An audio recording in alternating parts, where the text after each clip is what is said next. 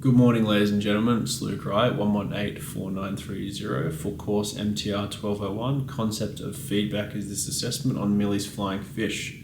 All requirements for the build of this will pass on the test paper, so it's therefore assumed knowledge. I won't regurgitate that for you. For this presentation, I'll do design, materials and components, followed by test 1, Millie's flying fish around the base, testing the bearing, and then using a fan, set the tail at 0 degrees, plus 15 degrees, and minus 15 degrees, and observe what happens. I will now walk through the system. The assembly parts list and 3D render gave the initial concept for the design, being 2/3 body and 1/3 tail. From that, early design changes then considered weight and component disposition, along with aerodynamics of Millie's flying fish. Having this triangular nose shape then allowed the servo and base of the tail to be hidden while the heading is at 0. This offered for better aerodynamics, and redirection of force will cost less energy on the system. We'll now move to materials. Starting with the base, a 6mm ball bearing was placed in between a piece of plexiglass and timber, with 4 screws keeping the ball bearing down. It was important to have it in this way so no adhesives were used against the ball bearing to restrict its freedom of movement, whilst also keeping it flat and a sturdy base.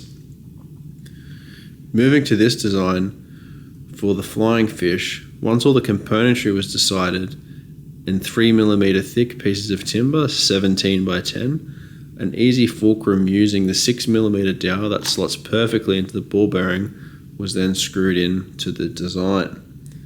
Before jumping to the componentry side, the fish's tail, is important to note, is connected by some double-sided tape with enough flex that it can sandwich the components between the pedals and secure tightly. Connected to the servo is an 11 by 8 reinforced plastic that is 2mm thick.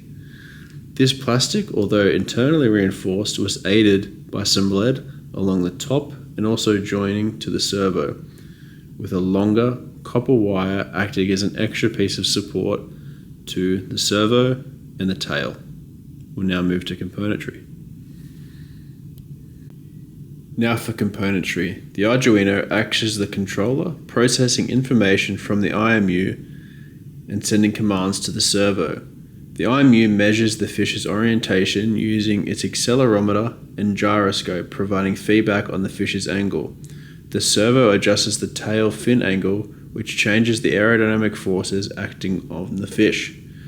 Power is supplied through Arduino's 5V and ground connections. The 5V is spliced to service both components, with the IMU communicating via the 1-2C interface using SDA and SCL pins, then plugged into the A4 and A5.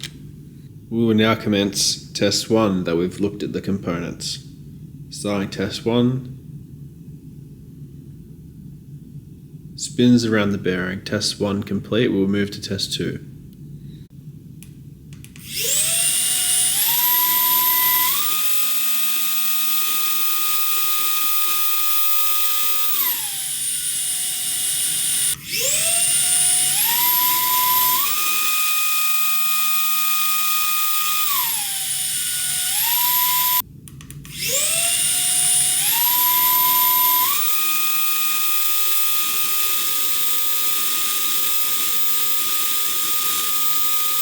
As you can see with the test results, once the angle was at 0 and it was streamlined, there was nil issues.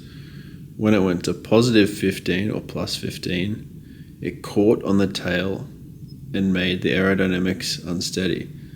Interesting on this test that minus 15, it didn't move. It's important to note for future iterations on this test. Thank you again for viewing this presentation. That concludes this brief.